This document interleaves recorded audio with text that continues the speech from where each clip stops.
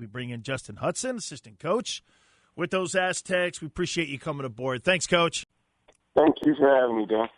Coach, what did Coach Fisher say to the guys right after the Mountain West Championship loss in the locker room? Said we have bigger fish to fry.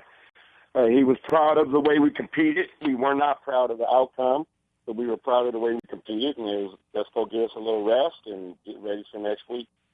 Coach, when you look at a loss like that, what were some of the things that jumped out at you towards the end of the game there? I mean, obviously, when X went into foul trouble, we really struggled on finding another option to score. Some of the things that jumped out at you and why we gave that back to the Lobos in that Mountain West Conference title game.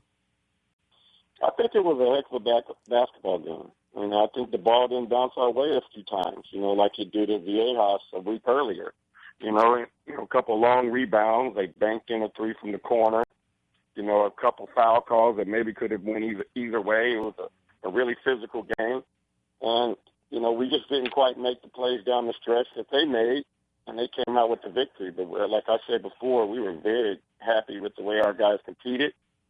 Two really good basketball teams, great atmosphere. Thanks again for our crowd that we had. It was awesome. And it just, college basketball, sometimes it just doesn't go your way. Coach, sometimes in a loss like that, when you play in an environment like that and you play in a game like that, and I go back to the Kansas win, those are the kind of games, and I call them muscle memory games. When you get into the NCAA tournament and you get down to the end of games and you get into those tough fighting games, those are the kind of games as a coach you can look at your players and go, hey, we've been here before. We understand what it takes. This is going to take every single man's effort and all hands on deck. So even in a loss, maybe that was even somewhat of a positive thing for the team as they get ready for the tournament. Is that fair?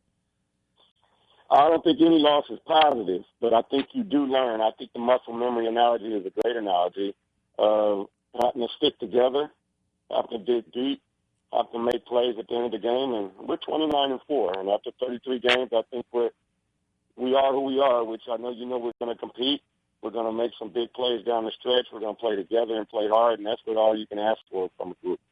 Talk about New Mexico State and what kind of problems they possess for us. They're huge.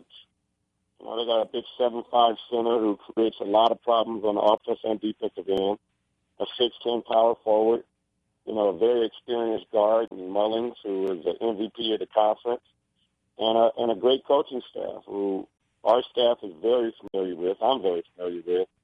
And we're happy for them being in the tournament. They were some of the first people we called after they won the WAC championship. We didn't know we were going to play them.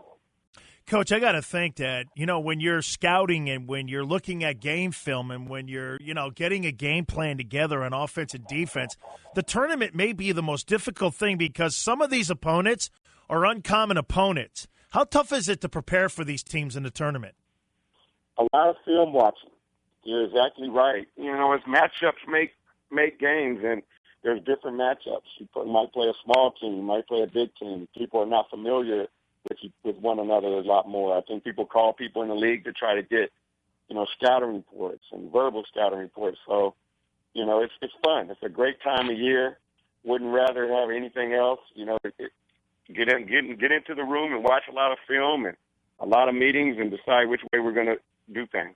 Assistant coach for the Aztecs, Justin Hutson, here on the Dan Sileo Show on San Diego Sports Leader, the Mighty 1090. How much does a seeding affect the team? Do you look at the number 4? Do you guys wish it was a 3? I mean, as a football guy looking at that, I'm just wondering what importance was that to you guys when you were watching the selection show on Sunday and where you were seated?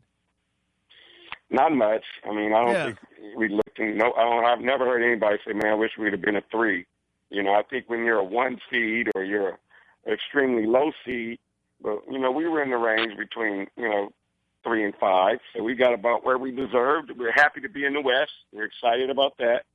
But, it's like everybody else says. Sounds like coaches speak, but you got to go play the game. You got to go win the games, and that's what it's about. Coach, one of the things, and I go back and I always go to when Carmelo Anthony and that Syracuse team won the national championship. I think they were a 3 seed, if I'm not mistaken, and they got placed in the Albany region. And it was, I don't want to say a easier road for them, but I think it went from Albany down to New York somewhere, and they stayed in the East. How important is that to stay in the West when you're playing in the tournament and you're trying to advance, you're trying to get to a Sweet 16? It's always nice to stay closer. You know, it still doesn't make you up you win the game, but it's nice staying closer. The travel, the fans, you know, familiarity, the time zone. So we were very ecstatic about being in the West. You know, like you said before, the seeding, 2 seed here, 3 seed there. You want to be seated as high as possible, but staying in the Western region was huge. How much does experience play an issue here for the basketball team going into the tournament this year? Experience is always a big factor. We have some guys that have played in the NCAA tournament last year. Like I said, you still got to go play the game. But we're excited about the guys we've had. Xavier Thames has been there before. J.J. O'Brien's been there before.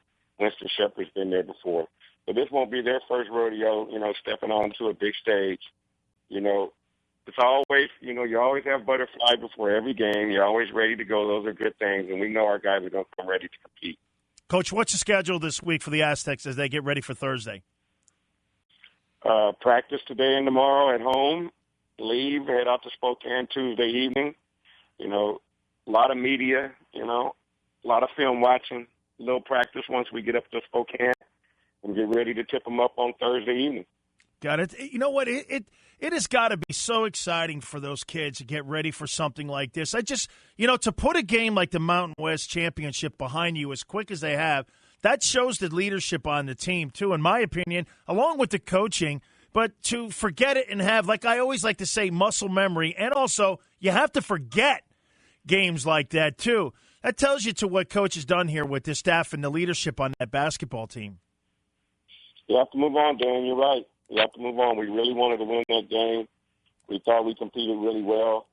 But whether we win that game or lose that game, we're going to have to move on. And that's the great thing about college athletics. It teaches you how to handle certain situations. You have to learn how to handle success, which we've had a lot of. You have to learn how to handle adversity, which you're always going to have in college athletics. So we were very disappointed in not finishing off that game. We thought it was an awesome game. We had a lot of chances. But now we're excited about the opportunity we have moving on to the NCAA tournament. We cannot take that for granted. Even though we've been so many years in a row, you cannot take an experience like this for granted. And I'm so happy for our kids. Coach, final question here on the conference tournaments. I'm not a fan of them, and here's why. You play all year long. You grind it out going on the road.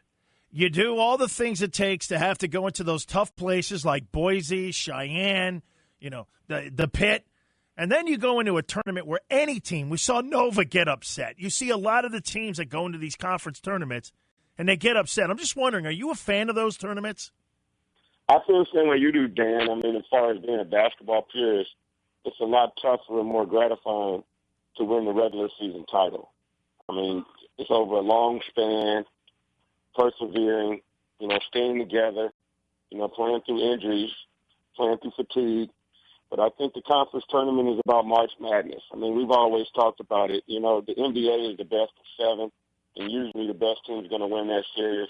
I think the conference tournament goes right along into March Madness, where it's one and done. It creates a lot of excitement, and for the fans, I think it's awesome. For the coaches and the players, it means a lot. You want to win every game, but we're really happy with our regular season title. Yeah, Coach, it just seems like you have to reprove yourself after you did it again.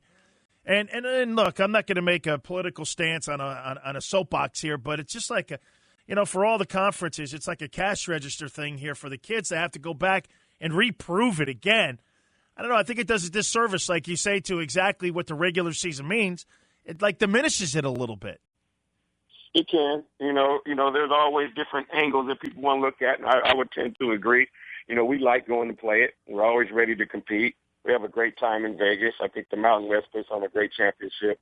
But I do think it means more to win the regular season title. We would like to win both. You always want to win every game. But I do think it's a little tougher, but it's March Madness, Dan, and Yep. That's what it feeds into. One game, anybody can beat anybody, David versus Goliath, and you have to go and prove yourself over again.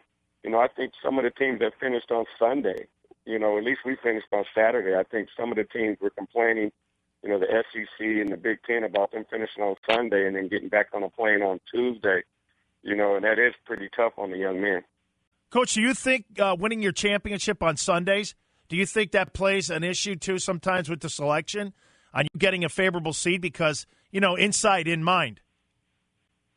I'm not sure. I think they gave us respect for winning the regular season title. I also think they gave us respect for the big preseason wins we had versus Creighton, versus Marquette, versus Kansas. So, like I said, we got where we deserve. We'd like to have been a little higher. We love being in the West, but we're just excited to go play the game. Once they put the seedings up, everybody cheers and nobody complains if you're in the tournament. You got it. Coach, congratulations on a 4 seed taking on New Mexico State on Thursday right here on San Diego Sports Leader, the Mighty 1090. Congrats, Coach. Appreciate you coming aboard as always. Thanks for having me, Dan.